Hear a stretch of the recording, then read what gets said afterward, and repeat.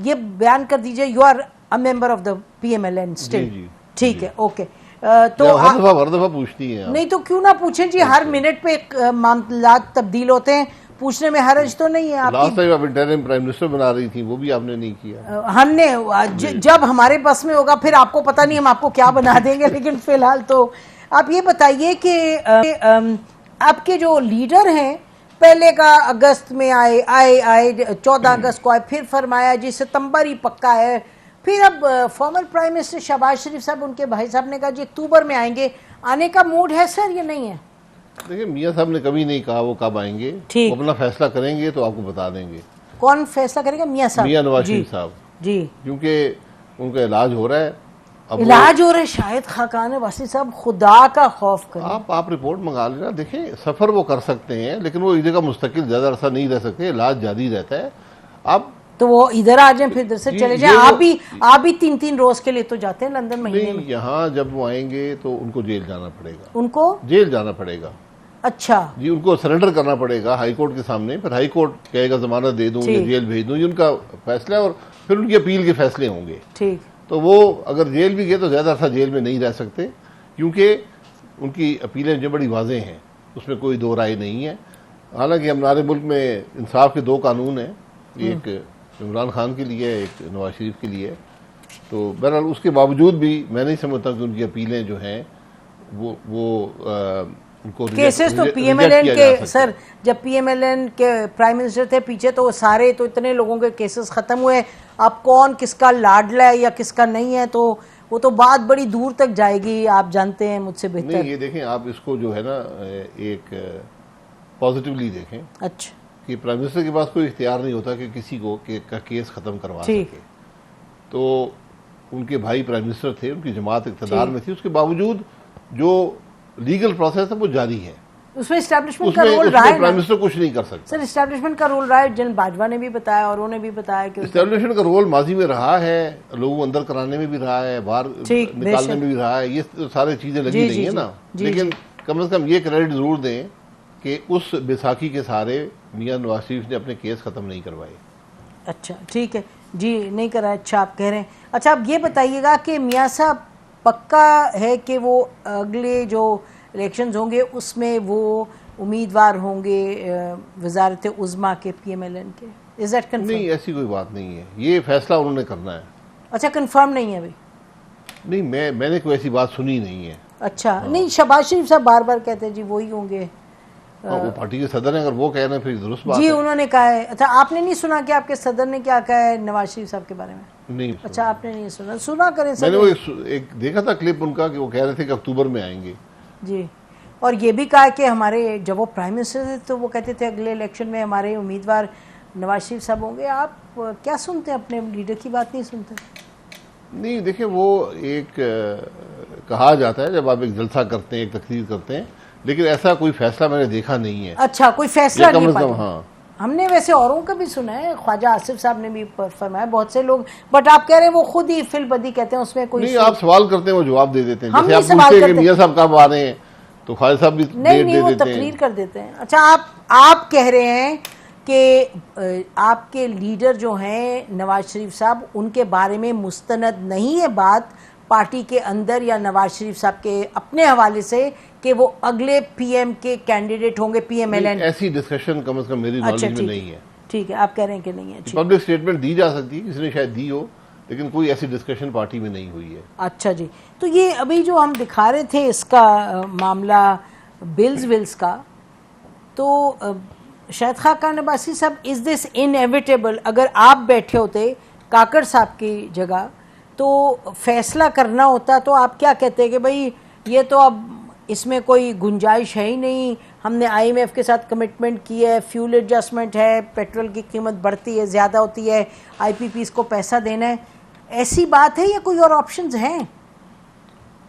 देखिए, ये पेचीदा मसला है, इतना इसको बड़ा लाइटली लेते हैं और बदकिस्मती से इसको हल करने की कोशिश नहीं की गई। ये इशू नज़र आ रहा था कि ये इशू आएगा काफ़ी अरसे से, इसको किसी हुकूमत ने भी हल करने की कोशिश नहीं की। इसके कुछ हल हैं, लेकिन उसमें वक्त भी लगेगा और उसके लिए कुछ मुश्किल फैसले भी करने होंगे। बहरहाल अब तो बिल आ गए, क्या हुकूमत, जिसे हम रिलीफ कहते हैं, वो दे सकती है? रिलीफ जी, क्या सवाल है ये कि पैसे बिल हुकूमत पे कर दे, ये रिलीफ होती है। ठीक, बिल का एक हिस्सा हुकूमत पे कर दे, ठीक, ये हुकूमत नहीं कर पाएगी, नहीं कर सकते। नहीं कर सकती, क्योंकि आपके पास पैसे ही नहीं है।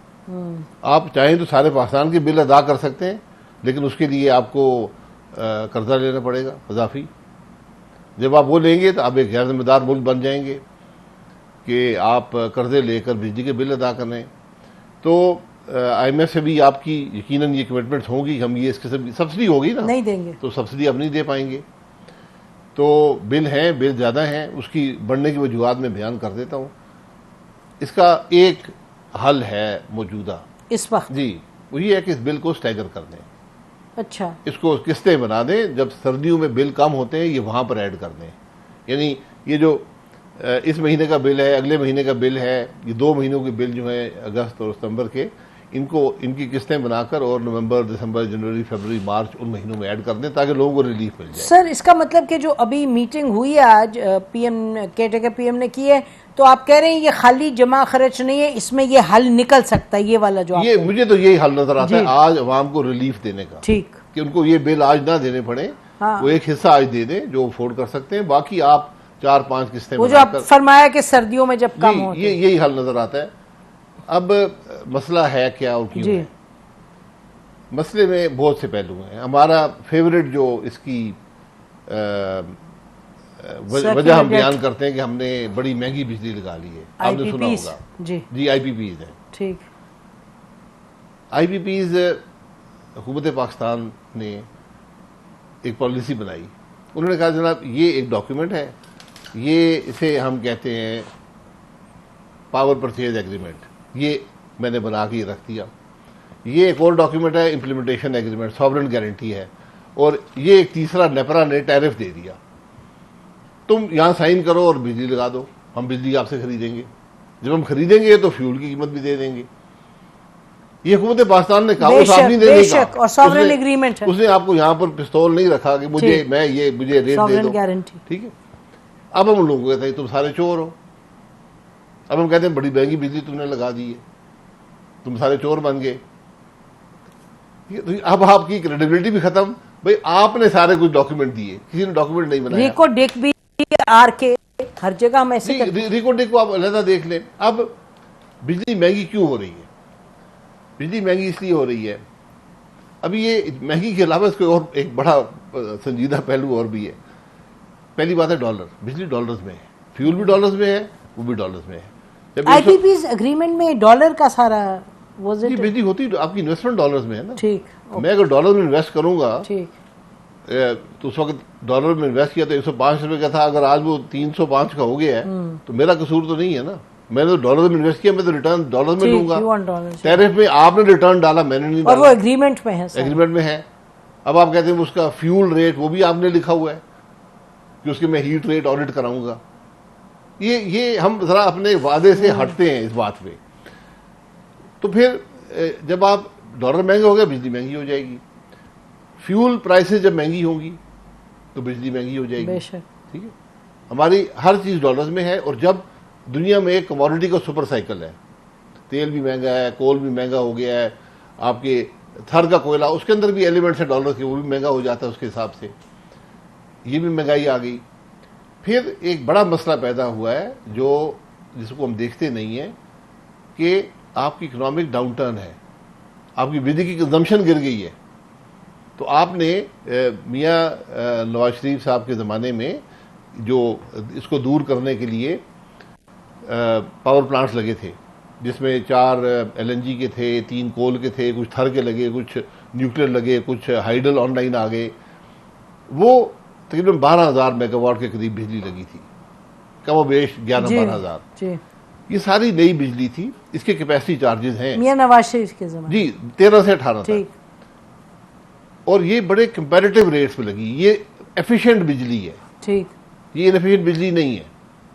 अगर ये ना लगते और आप पुराने प्लांट्स इस्तेमाल कर रहे होते आज, तो आपका बिजली का जो अब ये बिल देख रहे हैं ना, ये 50% और होता। ये बात भी समझने की है।